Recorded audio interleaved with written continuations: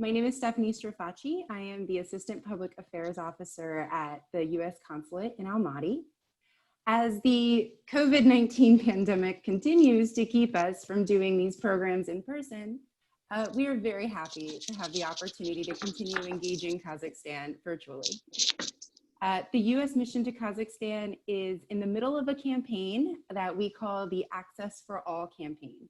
And this is to celebrate the 30th year anniversary of the signing of the Americans with Disabilities Act.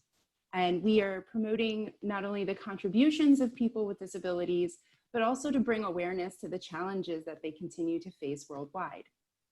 We're very lucky to have Tony Memmel here with us today to lead this discussion. I encourage you all to discuss not only the amazing film that everybody watched, Music Got Me Here, and the miraculous recovery we all witnessed in the film through the power of music.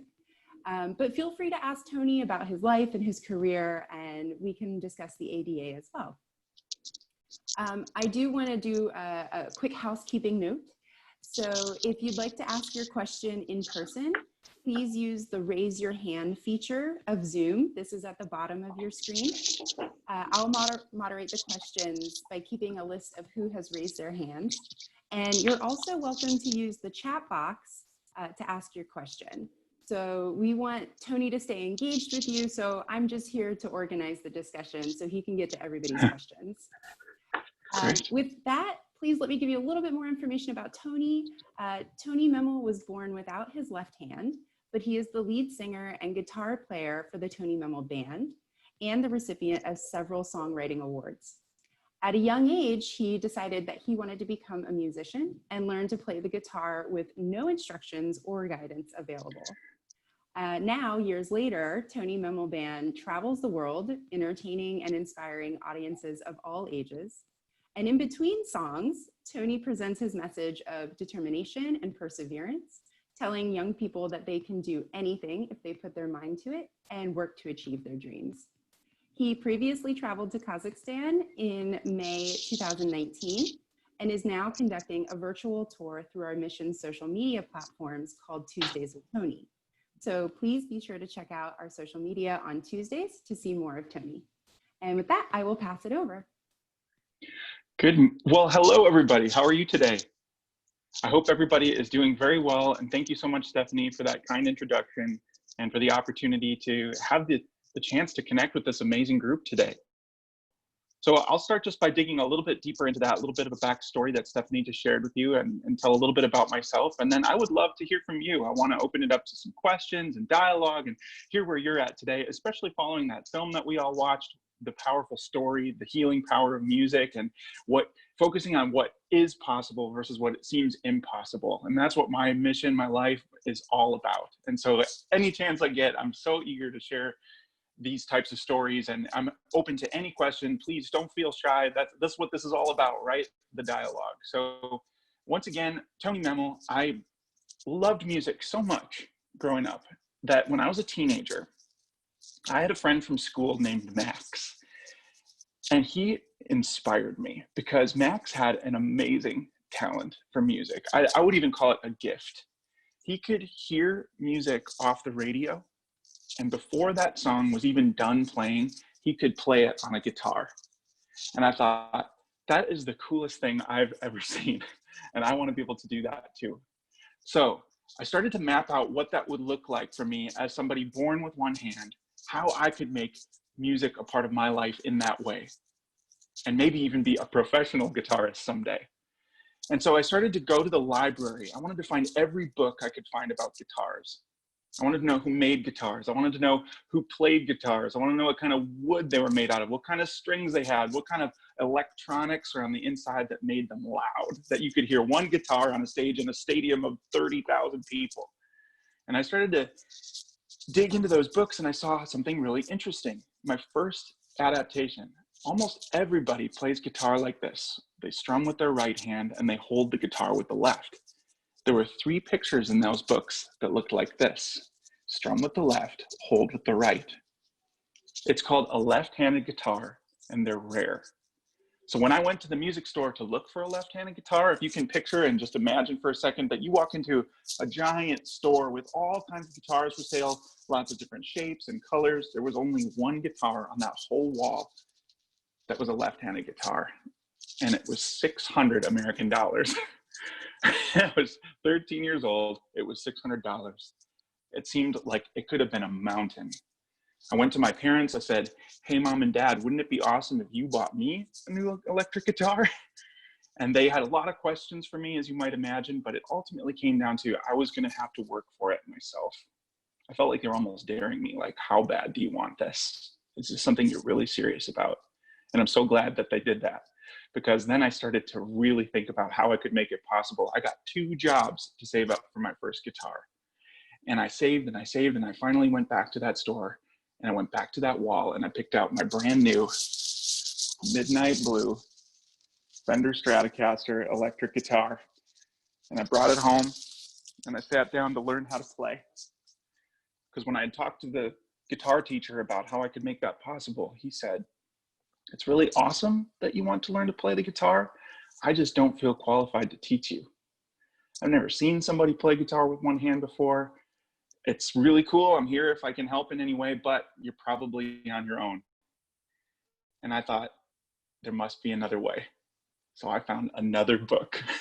And this book was really special because it had pictures of where you put your fingers on the strings in a grid system. And I'd look at it and I'd try to match my fingers to what I saw in those pictures. And I did that for years until I could play the guitar.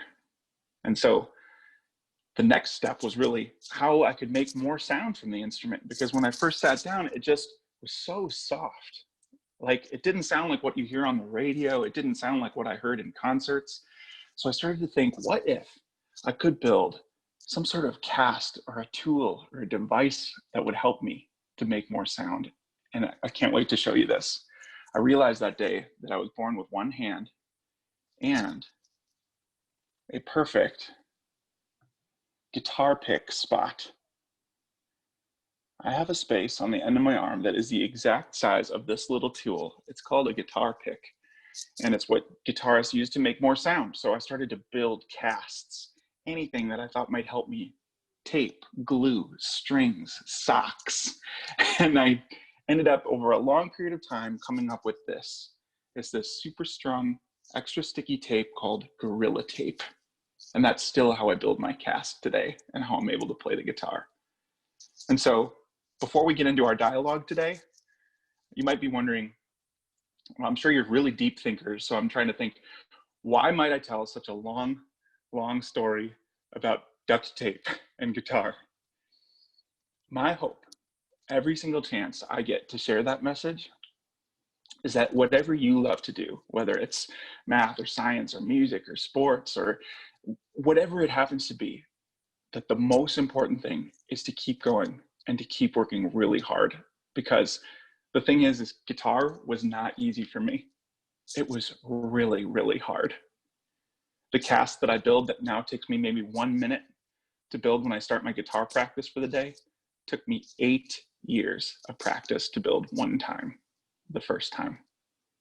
But I know, and I know this deeply in my mind and my heart, that we are born with a purpose, that you have something that is unique about you, that talent, that gift, that ability, that if you work on it and hone it and craft it, that you can use it for the betterment of your home, your school, your community, your country, and then the world. And that's how those things really work. And I've seen it. I've seen it firsthand. I've lived it. And I love to help people hone that purpose and that craft and that talent in their lives. And so that's a little bit about my backstory. I would love to kick it to you. I want a dialogue today. And maybe an interesting place to start would be if anybody had any questions for me about what I just talked about or anything else. And then I'd love to hear a little bit more about the film. And Stephanie, if you had some questions as well to direct, maybe that would be a good way to go as well. So does anybody have any questions for me this afternoon or evening? Anything I can answer for you?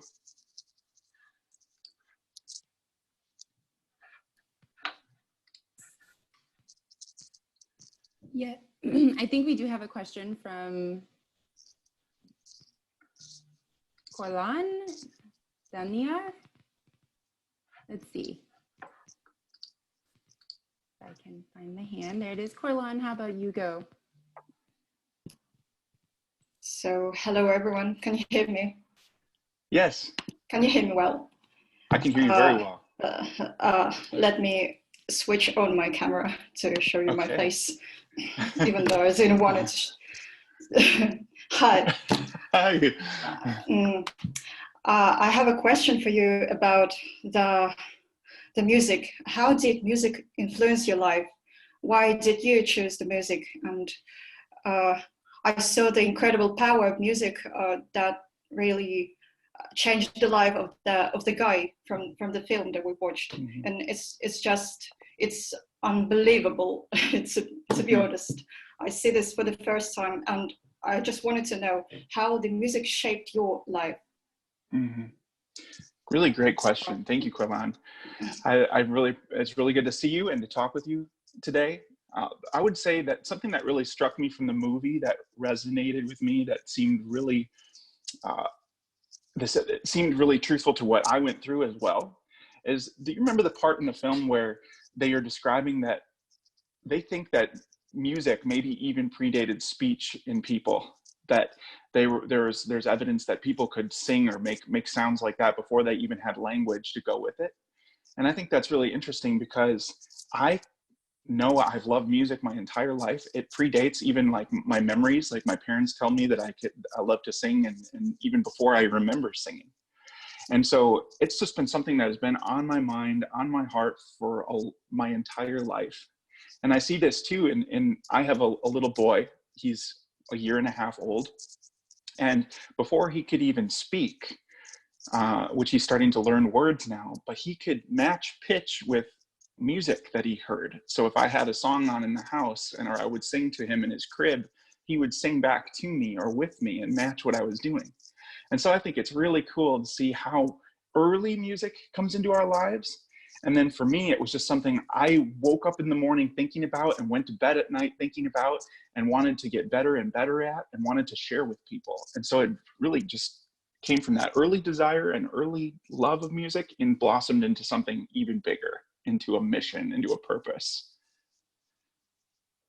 See, I just want to share also that it was the time when I didn't know English. I didn't know a word in English, and I still used to sing songs and listen to songs in English, and it was just a little bit strange that I could interpret the sounds and the music, even though I didn't know what I was saying. It was just a messy sound, but it just sounded. And I could sing these songs no matter, even though I didn't know the language. Absolutely. I've been the same way. When I was a college student, I had to learn music I was a music major, so I studied music all day, every day. And I had to learn songs in different languages of the world. So before I knew even what the language meant, I could get the sounds. I could start somewhere, right? It was something that I picked up and learned faster with music than I did just reading it off of a page. Tony, I wanted to ask you also, because you brought up the story about how your parents made you work for that first guitar. So how have your parents or your friends supported you in your music career, knowing that you have this added challenge? Mm-hmm. It's really interesting. I think a lot of people associate support with just doing something for someone, or thinking that they're going to help by just diving in. And I think what my parents did that I'm really grateful for is they always pushed me and encouraged me to do those things for myself, to push toward independence. So even if it was hard, even if it took me a longer time than it took other kids, even if I wanted to go outside and play basketball with my friends, that I would have to tie my shoes myself before I went outside, and all of those things, and then learning how to swim. It maybe didn't look the same as the other kids, but I wanted to be able to swim. And I think they always just pushed me, like, you can do it, give it another try, find another way. And it's really interesting then how doing that your whole life and being almost like condition in the way that you might condition for a sport or something, that you start to get these muscles that get really strong and flexible in how you think about problem solving, how you think about creativity, how you think about new ways to solve interesting problems. And I think that starts when you're, you know, a baby, and but it can start anytime if you just keep applying that idea to how you approach problems and problem solving. I definitely agree. Not Yeah. very different from my own parents. I didn't want to be a musician, but right. We all I had have to our do thing. everything myself. Yeah. Do we have any other questions from the group?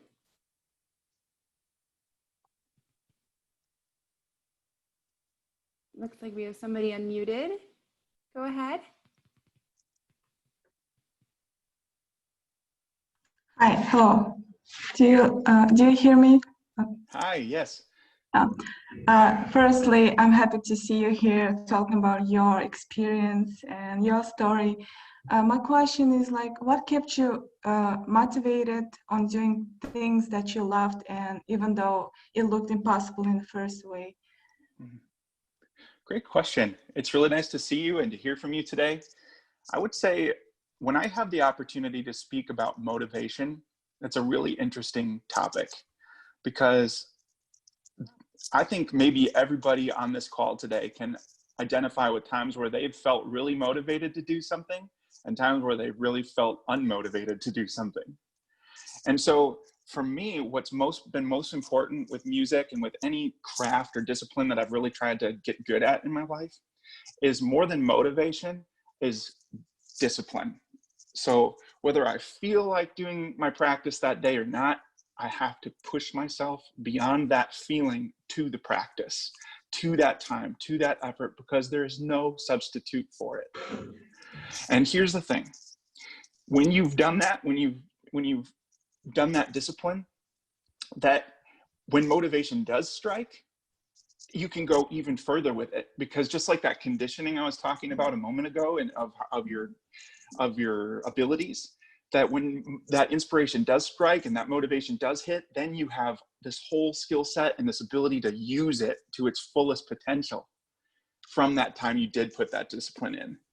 And I think about this with anything that you could do. So something I like to think about a lot is, I have some friends who are really talented swimmers, like Olympic level swimmers. And whether they feel like waking up early in the morning, 5 a.m. and going to that pool and it's cold and they're tired, they have to jump in anyways, because that's the only way to keep building, to keep growing. And then when you actually feel that really strong day and that really good inspiration and the crowd's cheering for you, that time and effort's already been put in. Those muscles are in place. You can go faster than you've ever gone before. And that's just something I like to think about. That's really great. Thank you. Thank you for your question. Can I ask also, we all watched the movie, and can I ask what music therapy means to you and your experience with it? Mm-hmm. So music therapy for me has meant some different things. I never liked the characters in the movie, or they're not characters, they're people as a documentary, right? So I in my life have associated myself sort of on both sides of that patient or client and music therapist relationship. So as a child, and especially growing and even as an adult, I would say, I like to play my guitar for a lot of reasons. When I sit down to play my guitar, I can't focus on lots of things and still play my guitar well. I have to be in that moment. I have to be working on it. So if I've had a stressful day, stress sort of goes out of your mind for a little while when you're really focused on this other thing and you're making beautiful music. So that's one way that I've seen it work in the therapy element for myself. But then mostly now, even though I'm not a music therapist by trade, or that's not my job specifically, I have seen it work where I go to work with somebody who has a similar physical difference to myself, and I get to see them make their first chords or their first strums on an instrument, and I can witness somebody going from a maybe sadder state, or maybe a concern that they would not be able to make music a part of their lives, to lifting their whole posture, their day changes, their smile changes from making one sound on a guitar or making one sound with their voice. And I think that's amazingly powerful. I truly, totally believe that music is a tool for that.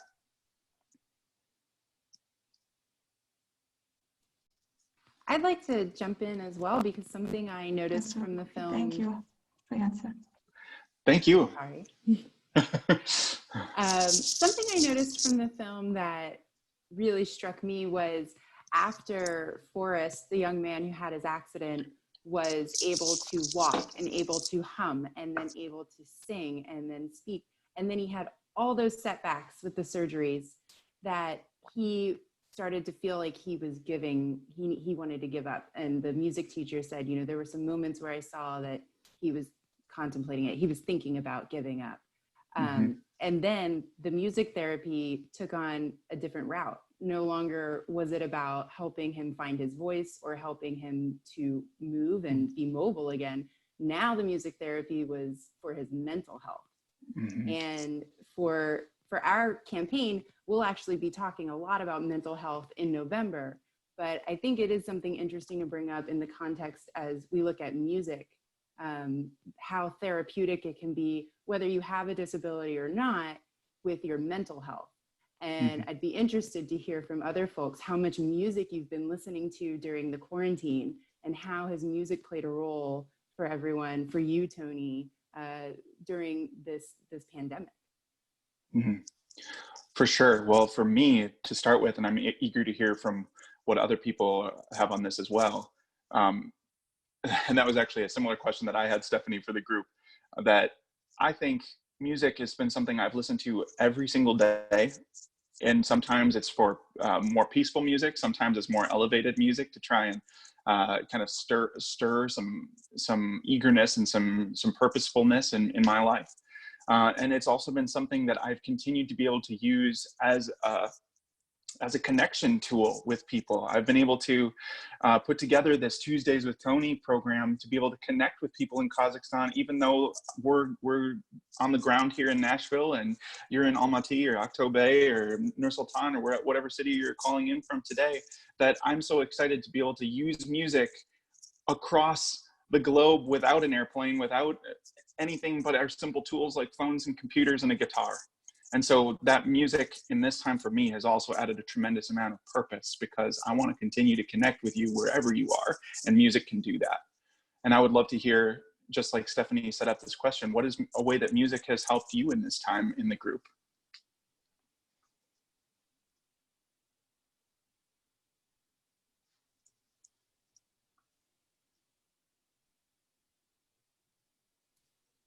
Don't everyone speak at once.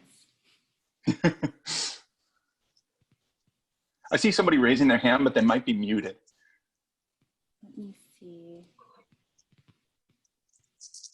I don't see a raised hand. Do you know who it was? I didn't. Let me see. Oh, it's yeah. I see she's got kind of like a white top on, and I can't read the language though. Simka, I think Simka is raising her. Yes, please go ahead. I have some problem. Can you hear me now? Yes. Great. I had some problems with my microphone. Thank you. Good day for everyone. I hope today is a great day for everyone, for each of you all. And I agree with you, Tony, that music is a unique language for everyone around the globe. And I'm a musician too. I'm your colleague, but I don't play the guitar. I play the violin. My instrument is violin. And of course, I love music because it is my profession.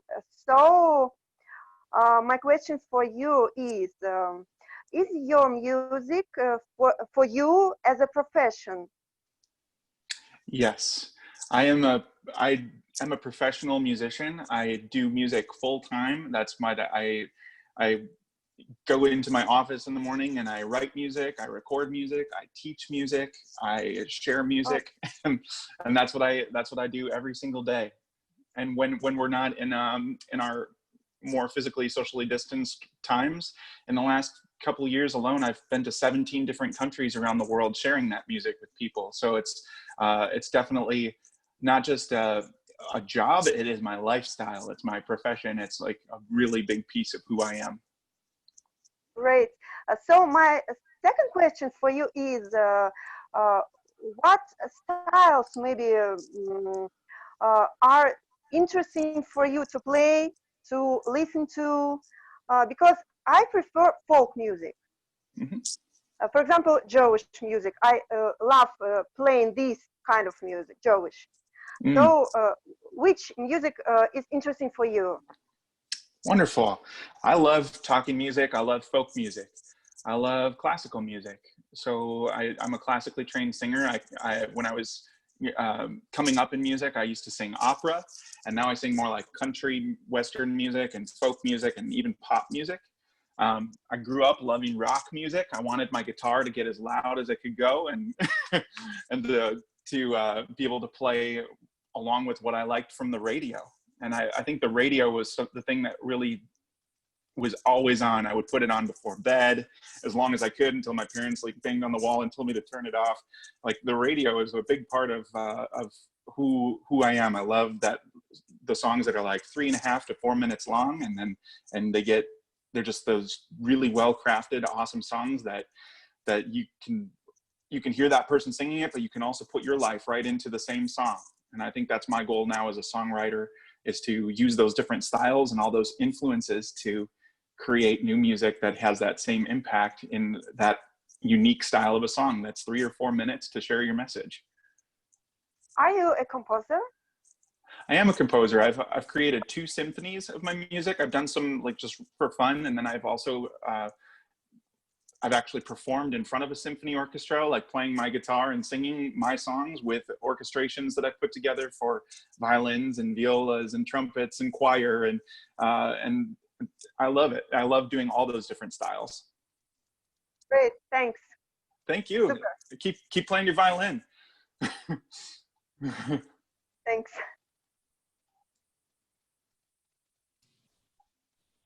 Kumar, Does anybody, do you have your hand up? Yep, I have a question for you. Who would you most like to collaborate with, or which famous musicians do you admire? That's a good question.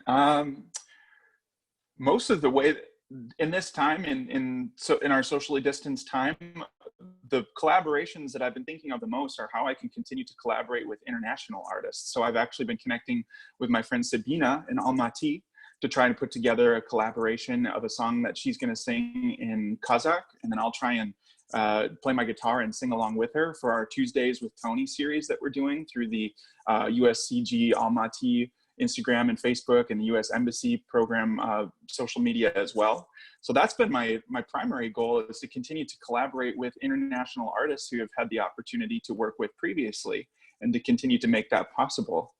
Right now, I've just this morning, before I had this call with you, I was talking about collaborating with a classic rock band from the United States with somebody who's a friend of mine. And so I like to be open, I think, mostly just to a collaboration that could come any day with anybody, and to see what 2 instruments could make to make something special that wasn't there previously. And so I just try and be more open to that than I actually would say that I have ambition for. I would be open to lots of different collaborations.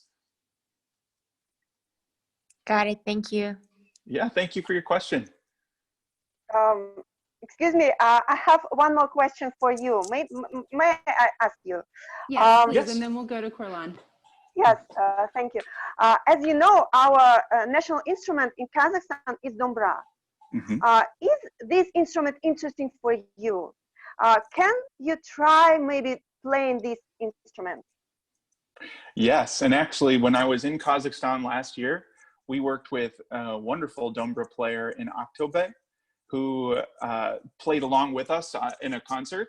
when we were there, and I had the opportunity to try his dombra when we were there.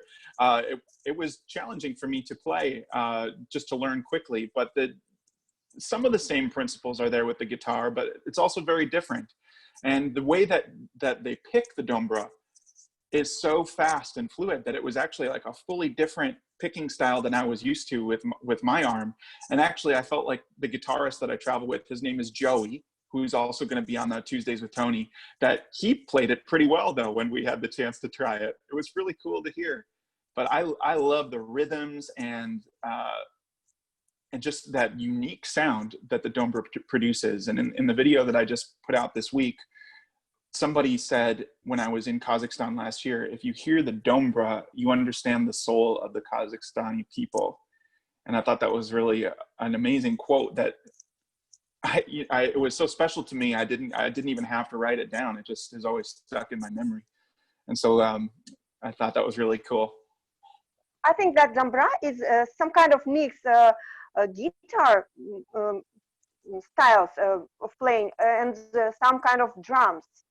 Yes, it's very percussive. Yes, absolutely. It's a beautiful instrument. Yeah, I loved it. I would love to collaborate with another dombra player. Great. Thank you.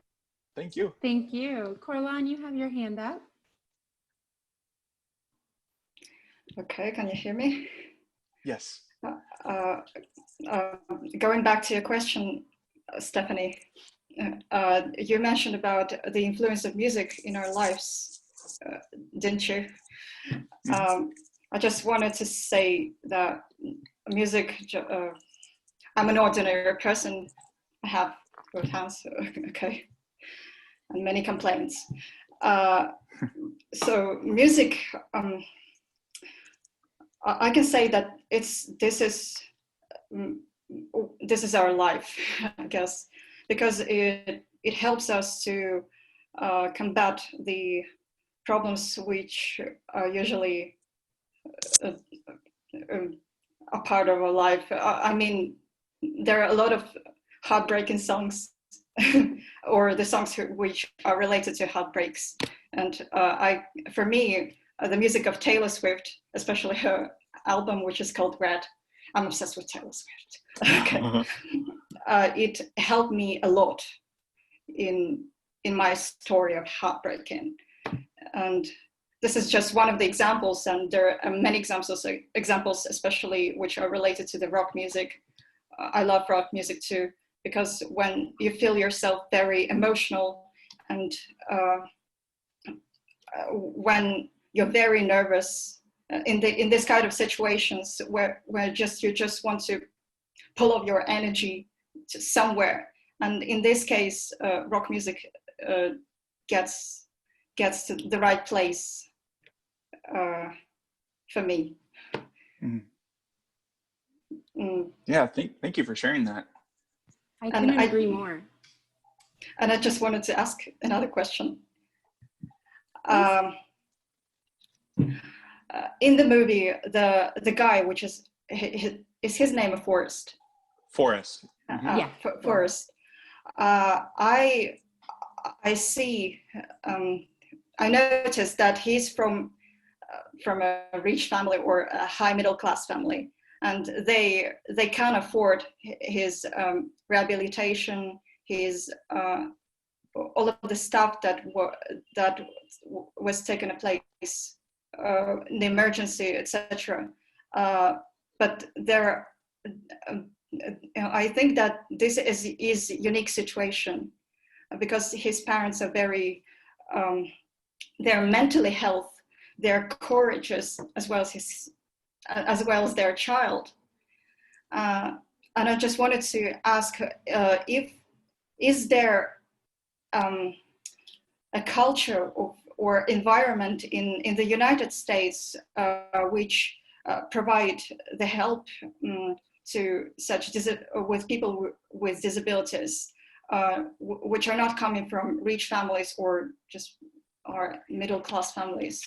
What about those people who are not advantaged enough to have these affordable things? Yeah, that's a really good question.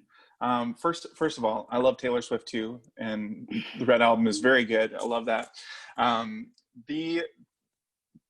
To answer your question about the video, that was something that I was thinking about as well as I watched the film, and I thought that one interesting element was that they did put the two stories together of the music therapist himself and Forrest's stories. And the music therapist story was, I would say, its own tragedy in that he did come from a lower income family, and he also with both of his parents going to the hospital on the same day, and just like the emotional struggle and mental struggle that he went through in his life, pitted with what Forrest was going through in a more advantaged home, as you sort of termed it. But I think what I noticed mostly is in the United States, if somebody has insurance to cover an accident like that, then the medical care would be there for the most part. From what we saw, I thought the thing that struck me mostly was actually just that his parents were so present all the time. His mother and father were there all the time, and it didn't really dig into their lives, if they could work from home or if they were able to dedicate all of their time to being with Forrest. They were certainly in a lot of the videos and actually filming a lot of the videos. So I think that would be something that would be unique to Forrest and would be based family to family. It would depend on how intentional the parents were, how much they could get away from work. Of course. I do, and I think that would be, I'm sure there are some families where that is more possible and some where it would be very difficult. Because I've asked these questions because I'm not sure that in our country people with such or any disabilities have the opportunities except for themselves, if they just take responsibilities for themselves. But there is no care or no help. Maybe I'm wrong. I'm not sure about the situation. But the people which I face in my life, they usually don't have any help. I do think that one thing that surrounding these issues, especially like the Americans with Disabilities Act and things like that we'll be talking about maybe on this call or certainly in the weeks ahead as we lead toward the 30th anniversary of that legislation, there are multiple facets to each of these struggles, aren't there? Because there's legislation and there's insurance. And then what I really focus most on is the hearts of people and the minds, and trying to get people to think of what is possible versus what isn't possible. So capability over disability. And so I sort of see myself in this whole world of how this all works together is to try and be more like the music therapist who's there every day. He's trying to get something he sees potential in Forrest to be able to get him move to his initial goal of being able to speak again, to then being able to sing for his family and friends, to then having to use music, just like it was stated earlier, to help him with his mental health and his emotional health as he starts to physically deteriorate again. Well, in that case, Forrest's physical, his needs are met in terms of equipment and everything he needs, but he needs something for his heart. He needs, for his soul to be touched. And I think that's where the music element of this can come in the best. And there are nonprofit organizations or non-government organizations that can help. There's fundraising that goes on to help different families where they're at. And all of those things exist separate from legislation. It's more about just trying to reach people. And that happens in the church in our country. That happens, like I said, in NGOs and things like that as well. So there's all these different elements to how this story and how this video come together, I think. Thank you for answering the question. I apologize, I keep talking over people. I will just also add that medical health professionals, and this really is a worldwide philosophy, have an obligation to help people whenever they can. And that's regardless of their socioeconomic status. Now, I think what we get into with the details is how do they handle the results of that, the large medical bills, or the time, the schedule to go to all of these therapies. And for that, I think it's a case-by-case basis. It depends on not only the support system, but it also depends on the person. I think there's plenty of people in the world, we may know them, we may not, we may see them on the street who may need medical help, but they're not willing to get it. And so that, again, it becomes a case-by-case basis on people's ability to recover. It's their own willingness, it's their own mental health, it's their support network, and then it's the access to that care. And I think worldwide, we try to do the best that we can. But with so many significant factors, I think it was kind of a perfect storm for Forrest, in that he had a very supportive family, he had access to that care, and then he found this diamond in the rough, which was music as therapy, right. which really was the game changer for him. And so I encourage other people to have that same outlook when we talk about recovery, when we talk about music therapy, when we talk about mental health, and advancing the rights of people with disabilities, that we take that worldwide view, and that it's not just one person, it's a group effort, and we're all a part of that group. With that said, I did want to turn, we have another question from our chat box. I really hope I pronounce your name correctly. Miranyer. He is 24 years old, and he would like to ask you, Tony, if you could give him advice on how to start playing music, maybe the piano or the dombra. And he wants to know if 24 is too old to start playing music. Great question. It's so good to hear from you, Miranyer. I would say that it's never too late to start playing music. 24, you've got plenty of time in your life. I would say, I even talk to senior citizens who are 84 years old and wish they had started playing piano. And I say, start right now. If you have access to a piano or a dombra in your house, what I would start to do, and this is an amazing tool that was not around when I was growing up, but you can start by just going to the internet. You can go to YouTube and you can watch a beginner level dombra video or how to play scales on the piano, and just start somewhere. If it starts to open up, or where you have the opportunity to go and visit a teacher, or to have maybe like a video lesson with somebody, I teach those as well, that you could sit down with somebody and they could walk you through specifically where you are at your piano and watch you play. And so it's really about just, first of all, getting access to an instrument, having the heart to do it, and then just remembering that you can do it, and you just have to put that time and that effort and that practice in. And that's the same if you're 4 years old, you're 14 years old, you're 84 years old, or 24 years old. There's no substitute for the time and the practice. But I hope that you'll be able to take that on as an enjoyable thing for you, and to give it a try. I would love to hear back from you at some point. Shoot me an Instagram message and tell me that you started. Yes, and just for personal anecdote, I didn't start playing the piano until I was in my early 20s. As you said, Tony, it was more of a question. I wanted to play the violin first, and then I wanted to play the piano. And my mother just kind of said, really, those instruments are very expensive. Pick a different hobby. Yeah. But, when I was in my early 20s and I graduated college and I was in my own apartment, and I thought, I still want to do this. Why not? Right. So I got a little keyboard and started learning. And from there, I was able to pick up more and more, and finally bought an actual instrument.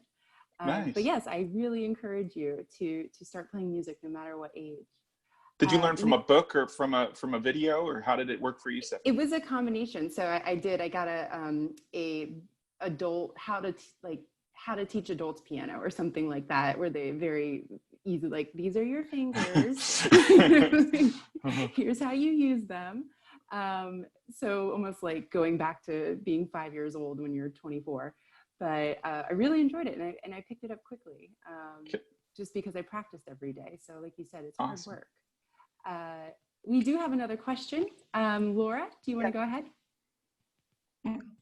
Hello again. Can you hear me well? Because I have like bad internet connection. I do hear you. Oh, okay. So previous question about the power of music that inspire us, or the reason why I was attracted and stopped by this event is how much I love music myself. And in every life basis, I will always just turn up the music on my playlist and do my usual life routine. And for any mood that I have, I will choose like a perfect song that will fit perfectly. To be honest, music is the only thing that can be with you all the time. And whether you're feeling down or whether you're feeling yourself as the happiest person on the earth. And for me personally, the most powerful function of the music is the ability to express your emotions, thoughts, and maybe feelings. And as a person that struggles from bipolaric thoughts and its potentially dangerous mood swings, these moods are very dangerous for my daily routine. And I found a way to express myself, handle difficult situations, only just like listen to the music or just like sing along. And from the music, we all know that music helped Forrest physically and some kind of mentally. And can you say some experiences or stories that music improved people disorders, mental disorders mentally? Help them. Yeah, good thoughts.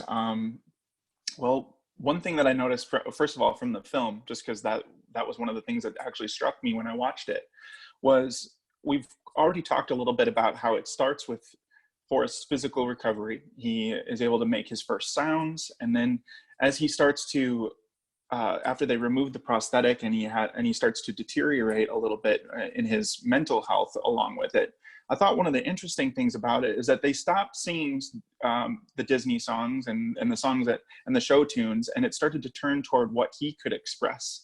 So that's where the movie turned to him writing his own musical. Do you remember that part? And he starts to actually kind of create and to say what's on his heart and mind and to put it into words on a page. And you can see like he has this guilt about his accident and this stuff that's carried along with him that he finally gets to express. And you can tell that he's still not fully maybe where he would like to be, but he's all of a sudden laughing about it in a different way and like talking about it. And he's starting to hear other people say it. So it starts to take away whatever he was holding on to all by himself ends up becoming something the whole school is singing at this musical. And so that I thought just in what we just saw was a way that I think that music could turn from just playing music to actually writing it. You know, and even if you write new words to a song, or if you, come up with some ways to make that a part of your life. I would say that where I've seen it the most, and I'm not always told when somebody comes to me what their mental health is. I sort of just, when I have the opportunity to sit down with somebody, I just work with them no matter what. And one time I had a student come to me, she was born with an arm that stopped at her shoulder, and then both of her legs were shorter, and she had a foot that was sort of sideways. And she had this dream to play the guitar, but she felt sad because she didn't think it was possible. So even this goal, this positive thing, felt sad because she didn't feel like with her body or her ability that it was ever possible. And I sat down with her, and she was sad that day. And I just said, let's give it a try. Let's see what we can come up with. And I just put a guitar in front of her. And I said, what if you push at the chords like this, rather than hold the guitar like this? If you could use your other hand and push, and then use your foot to strum like this. And so we went to a local hardware store, which just had like some cheap supplies, and we built a solid stand for her. And she was able, by the end of that week, to make to sing and play her first song on the guitar. And I saw when she made her first sounds from strumming with her foot and using her fingers to chord, this change in her whole spirit, her whole self went from being like kind of down and like kind of like this, like kind of her posture down to like, and she ran out of the room to the practice room. Like she had this new vision and purpose. So that is one of the most powerful stories that I've seen of seeing how music can impact somebody. And those two stories together about how you could write music and then how you could just even have music be that therapeutic tool.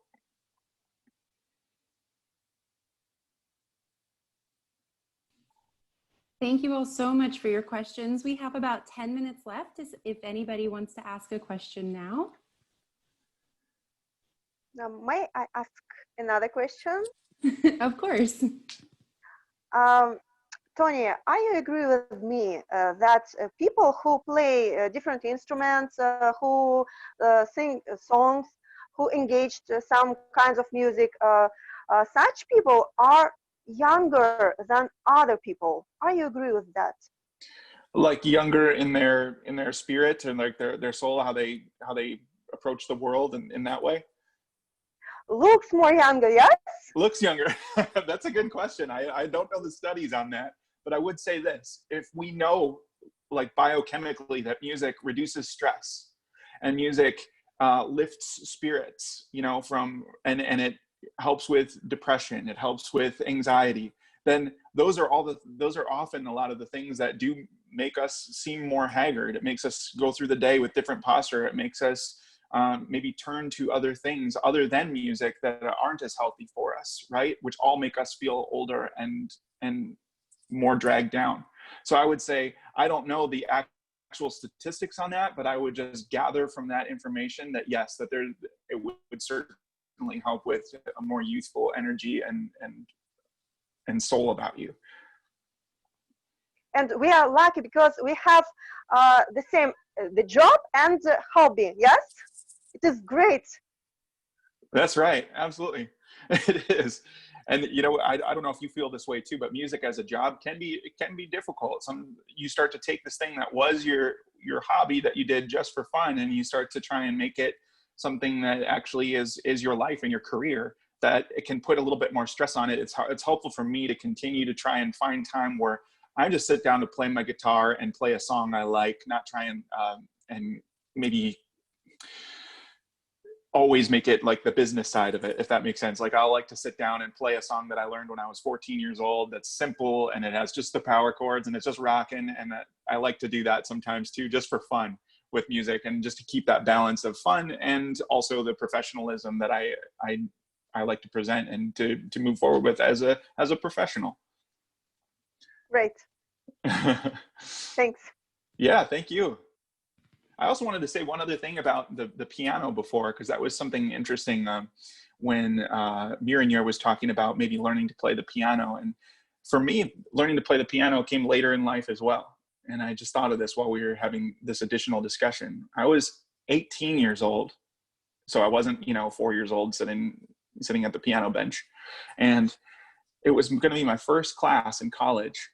And I later learned that some of my professors in college actually doubted whether I'd be able to play and whether it would be something that would hold me back from completing my music curriculum and being a professional musician.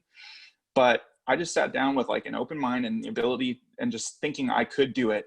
And I spent so much time in a practice room just working on my scales, working on how my arm could move precisely on the keys so it wasn't bumping other keys. And I've made it my goal to play the most difficult piece in the book that we had as our curriculum by the end of that first semester, which ended up making me the leader in my class at the piano. And so I think really most important isn't your age, it's your spirit, it's your heart. Did you try some wind instruments? Yeah, I played trumpet growing up.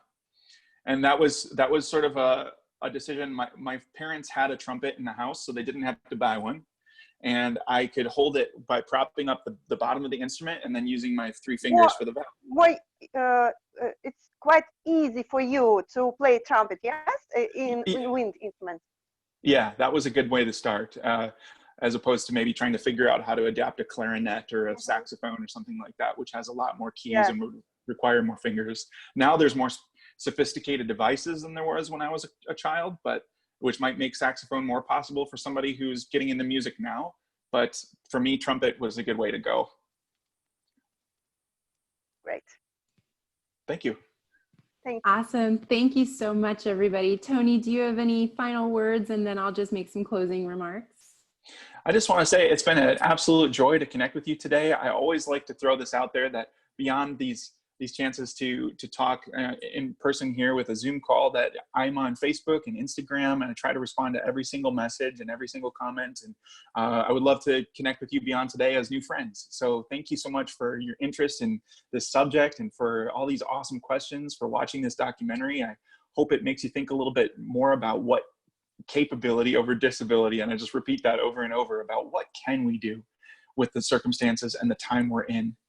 Because I totally believe when I said earlier that we have a purpose, which also means that we are in a time and place. So COVID-19 is going on around us. How can we, with our unique gifts and talents and abilities, go out and still be that light in the world, still help people, still try and find ways around it, because you have those gifts and talents and skills. So I'm happy to continue to connect with you, and just thanks for your time today, everybody. Thank you so much, Tony, for volunteering to be with us today and leading this discussion. It really is great to be able to hear your story and hear about the movie through your eyes. I encourage everybody to join our social media pages on Tuesdays and watch Tuesdays with Tony. We're going to have some great programming this month all around music and advancing the rights of people with disabilities. We have Galen Lee, a violinist and disabilities rights activist, coming June 17th and 19th for presentations. And in terms of mental health, because the topic came up so much during this meeting, please join us in November. We'll be having a very robust program to talk about mental health awareness, suicide prevention, and coping mechanisms. So please stay tuned, follow us on social media, and thank you so much for joining us today. Rachnet spasiba. Bye-bye. Bye, everybody.